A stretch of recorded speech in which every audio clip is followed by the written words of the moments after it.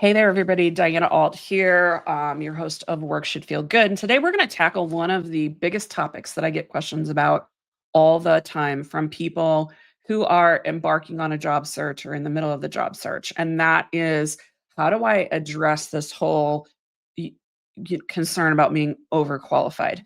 Before I get started, if this is a question that you're interested in, and you like this episode, please consider leaving me a review for the podcast on whatever platform that you're on. I'm not going to tell you how many stars to leave, that's on you.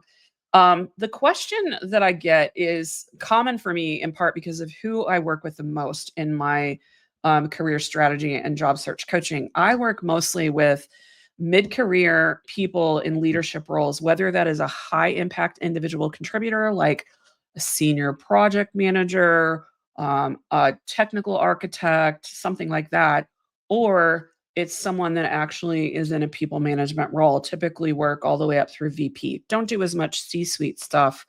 And the question of being overqualified at the C-suite is different anyway. Things look way different when you're at the top of the food chain than when you're in this kind of senior IC middle management area. Anyhow, the question comes up two ways for the people that I work with. The first one is, how do I combat a company thinking that I'm overqualified? This can show up at any stage of the game, from resume all the way through offer. And then the other one usually happens even before someone is making an offer, even at the very beginning when they're considering how to target their job search. And that is, how do I justify applying to lower roles than I have previously held? So, one of those is kind of an external perceptions thing. The other one can go both ways. So, justifying to yourself that you're applying for a lower role, I'm not actually going to tackle that in this episode because what we're trying to do is make sure that people can present themselves in the best light, even when they have these very lofty qualifications, but they are choosing for whatever reason to apply for a lower role. So it's the external impression of why the heck are you applying for a lower role that you have to work on. I'll go on record saying I hate the term overqualified with a white hot fire of 10,000 burning suns from a coaching perspective and also from when I was in the corporate workforce and looking for jobs. But I also get it because when people are trying to make a hire, they want someone that they can afford in their budget, someone that can solve the problems of the job and bring the results of the job that is on the job description, not the one that you did 3 years ago that's 2 layers up on the food chain, not the one that you hope that you can work your way back to in 3 years, but the job opening that they have right now that you applied for and you're interviewing for. Um, they want someone that can do that and also wants to do that. The more enthusiastic you are about doing that, the better. And then there's also this whole thing of they want to make sure that somebody is going to be good to work with. There are sometimes people that take a job that is a couple layers, kind of a couple notches below where their potential lies, and they can end up being insufferable. And nobody wants that. So, all that aside, I get it. I get the reasons why companies are concerned about being overqualified, but I think that there is at least part of this concern that job candidates can control. And one of the things that goes throughout all of my coaching, most of my content, whether it's explicit or implicit, is that professionals need to take charge of agency where they can and influence the things that they can influence, and then kind of let go of the things that they can't influence, they can't control. So, when people are dealing with overqualified objections, concerns, etc., there are a couple things that they need to consider. And the top thing is whether you're overselling yourself for the job that you're applying for. That can happen in a few ways. The way I define overselling is that you're applying to a lower job with a resume that sounds like a higher job, or in the interview cycle, you're talking about how you want to do the things from the higher job and how your primary track record of success is the things from the higher job. Now, I want you to understand that this whole thing does not mean that you have to ignore the fact that you've had successes that you've had. It's that you need to change emphasis. Most people that I work with have somewhere between, I'd say 15 to 20 is kind of the sweet spot, some a little less, some a little more. But you have many, many years of experience in a lot of cases. If you're trying to address this overqualified thing, you have many years of experience, and you're going to be in interviews for 30 minutes with some people, maybe 45 minutes with someone else, maybe a 90-minute presentation or panel interview, things like that. There's a lot that you can pick and choose from whenever you are doing presentations and talking to people and all of that stuff throughout the actual hiring cycle. And when you're trying to put all that information from that long career that you've had onto two pieces of paper, which is my sweet spot ideal for this set of clients for their resume, you've got plenty of room to reposition, and you've got plenty of room to de-emphasize the things that are less important and emphasize the things that are more important. So, there's three categories of things that you want to dial in whenever you are applying for a role that might make someone have questions. You might technically, by your past experience, be overqualified for. The first one is that you want to dial in the problem scope of the roles that you are moving into. And here's what I mean by that. A lot of times I'll work with somebody that'll be, say, like a director of engineering or an engineering manager, software engineering. I'm speaking of for those of you wondering if I'm talking about like nuclear engineers. It's software engineering I'm mostly speaking of because I work with people in that realm. But many tech organizations have flattened, and so there's less management roles, more high impact individual contributor roles like senior or principal software engineering roles. So when you are thinking about that, you want to make sure that you're considering what are the problems that an engineering manager would need to solve versus what are the problems that a senior or principal engineer would need to solve. There's a little bit of art to this because in a lot of cases, this stuff is not explicitly listed on a job description. Job descriptions kind of suck in many ways because they focus on the number of years of experience and the certifications and the tasks that you have done or you're going to be doing in order to be qualified and successful in the role, but they don't necessarily extrapolate that to what am I trying to solve.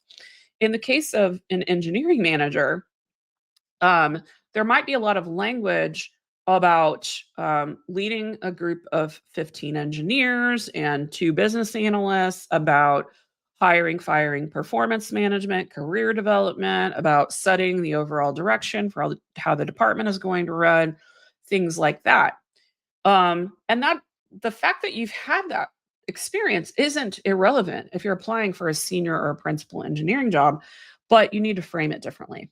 When you look at job descriptions for most roles like senior or principal software engineer, there is a bit of a strategy component in there. And there's also usually some sort of mentoring junior engineers in technology best practices, new technologies, etc. One of the things that you can do to reframe the problem scope is to step away from language like I managed hiring, firing, performance management, policy direction for a department of 15 software engineers, and instead talk about your work in mentoring and developing the talent and skills of a team of software engineers. So that is 100% true on both sides of the equation, but that I mentored engineers in these things is much more in line with the problems to be solved by the senior engineer. Another thing that I want you to consider doing is dialing in the vocabulary that you use. And again, this goes through all phases. It goes through resume all the way through to your interviews at every level. One of the things that happens with vocabulary is that sometimes we're using job titles that don't look natural on a career path on a resume or on your LinkedIn. Something that people really have a lot of concern about is changing how they present those job titles on their resume or on their LinkedIn because they're concerned about lying. So here's how I have addressed this with a confusing job title in the past, how I've worked with other clients. When you think about the work that you've done in a role, especially the work that you are positioning for on a resume or on LinkedIn, think about what the market facing job title should be. I did this in a situation personally where I wasn't necessarily overqualified for a role, but I had a confusing job title. I worked at a healthcare IT company, and my job title was solution designer, which meant absolutely nothing to anybody at that time. It was actually a business analyst role, basically a senior business analyst role. And I mean to tell you that the minute that I changed that on my resume, my hit rate for being called for interviews dramatically increased, dramatically. So making changes like that is fine on your resume. And if you're concerned about, well, is that the truth? How's that going to show up on a background check, reference check, those kinds of things? Then when you actually fill out official applications for a company, you have the opportunity to fill out the official information. Now, most systems slurp out information from your resume as the starting point for the information on the application, but those two things are actually different. So, what I have done in the past is either in a comments section about the jobs or just making some changes on the application itself, I would list the HR job title. So in the case of that solution designer to BA thing, something that would happen a lot is that I would either use like slash in the job title on the application, so business analyst slash solution designer, or if there was a little comment box anywhere, I would say official job title was X. Um, the duties and responsibilities resembled Y, and that the market recognizes, something like that. So, a way that I saw this shake out really successfully for a client that I had, I worked on a really tricky resume for this client. They had had some very big, lofty technical consulting roles that also had like sales responsibility and client relationship responsibility wrapped up into them for a major global technology consulting company. The person had retired early and decided that they were not very good at being retired. They got bored with being retired. And so they wanted to step into the healthcare IT industry. So they had grown passionate about that particular industry. And they had gone and got some education specific to electronic health records and things like that they needed to know. But they wanted basically what was a healthcare IT analyst job, which was lower than the jobs that they'd held before they early retired, but it was very much in line with where their zone of genius was. So, what we ended up doing with that is a combination of things. Number one, there were responsibilities related to the consulting work that had to do with driving large scale enterprise system architecture. We de emphasized those. There were things on there about organic growth and client relationship type stuff. We eliminated things related to sales. We de-emphasized client relationships a little bit, framed it a different way in terms of stakeholder management and things like that. Because when you're an IT healthcare IT analyst, you have to be able to relate to the users that you are designing the system for. So we didn't want to completely eliminate that ability to build good client relationships. And so then we reframed a lot of the architect things. They had to do with basically understanding requirements, understanding systems, figuring out gaps, documenting requirements, and making them happen. They were at a different level whenever this client was in the most senior architecture roles, but they are not at all irrelevant to healthcare IT information analyst roles. So we changed a lot of the lingo from being about architecting large systems to being about eliciting and gathering and documenting requirements and testing and things like that. So I really was excited to work on that because I spent a lot of years actually worked in healthcare IT for a while. I spent a lot of years as a business analyst, so I deeply understood the role that the person was going for. It was a really fun project for me. And we also changed the job titles on the person's resume to better reflect things that they were doing. So that's kind of the dial in the vocabulary. And there's a little side of the problems part in that example as well. The last thing you want to do is dial in your reason for switching gears and get really, really confident in it for when you walk into situations. So this does not mean that you have to ignore prior achievements with, larger teams, larger systems, different responsibility. It simply means that you have to explain it. So, as an example, with the person that was going from, consulting to early retired to healthcare, like that also involved a career gap. The person was just not working for a few years. So we developed a story around this that said, look, I did these things. I loved working with clients. I loved designing systems. That was a vocabulary change we made, designing instead of architecting. I love designing systems. I love making users' life better. I was offered an early retirement package and I took it because it was kind of a no-brainer to take it. I figured out that I was not enjoying being fully retired. I had most of my friends were still working, my spouse was still working. And I decided I wanted to return back because I also missed solving problems for users.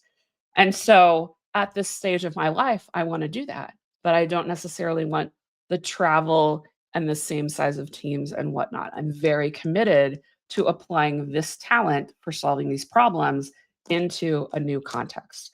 So that was the narrative. We incorporated the narrative into the resume, which immediately began getting hits, immediately began getting interview requests. And then the person can move forward.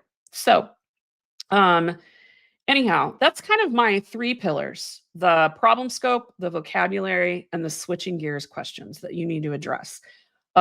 This will help you look like you are excited, qualified, and you're gonna be great to work with for the job that you are seeking. Last thing I want to address is the question of what if I'm applying for both things? So some people might still want to pursue the engineering manager job, but they're also at the point where they need to get back to work sooner rather than later if they can, or they're stir crazy at home, those types of things. So they also want to apply for senior and principal roles. I think in that case, you need 2 resumes. So, in that situation, my recommendation is always for resumes that you have a baseline resume that you may or may not have to tweak depending on the job that you're applying to, but you need a baseline resume for each problem scope that you are pursuing. So, for the engineering manager that may be working on developer experience, large scale kind of like policies or changes to how people are writing, building, and doing code in the age of AI, or we need mentoring and quick development of junior resources on the team, and we've got performance problems, whatever those things are, those are different problems.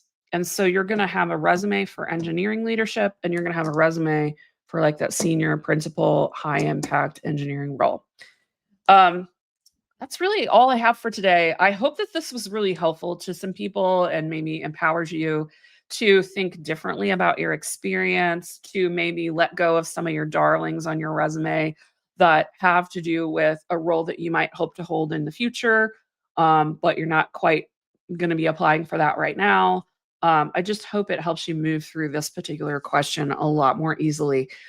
This is a lot more nuanced than, oh, well, we just need to only put your last 10 or 15 years of experience on your resume, like a lot of people talk about with ageism and overqualifications. In fact, sometimes that can be the opposite of what you want to do. If you're applying for something that you did a number of years ago, more than just a few, sometimes we have to get a little creative with resumes to highlight the things that relate to that slightly stepped back role that you're applying for. Um, Last thing I want to say is a lot of people get fussy that these games that we're playing are they're not fair, they're lying, et cetera, et cetera. Why does it matter? I would be the most qualified if I apply for this. Here's the thing: explaining the problem scope correctly and how you meet it, and explaining with the right vocabulary, and explaining why you want to switch gears. Those are key communication skills that are part of being qualified for a job in knowledge work anywhere on the planet at this point. So, I know that it hurts sometimes when you're looking at, oh, I spent so many years trying to get to a place. I don't really yet want to be back in a lower job title. But if you need to work and want to work and you're choosing to apply for those roles, you must recognize that explaining this fit is part of being qualified. Qualifications are not just years of experience and certifications that you have. I want to end with a little story about a client that I've been working with for a while. This is a client that had like a really unusual situation. They had been an L&D professional for many years, and then they decided to have a consulting firm of their own for several years. And then after several years, they decided that they wanted to go back in house. And initially, we're targeting L&D management type roles, leadership, and ended up finding a job at a wonderful company that they were very, very aligned with that was a lower job title of basically L&D trainer. This client did a brilliant job of explaining that path of why they went into consulting and why they're going back in house. And at the appropriate time, they talked about what their future career aspirations were. So this client,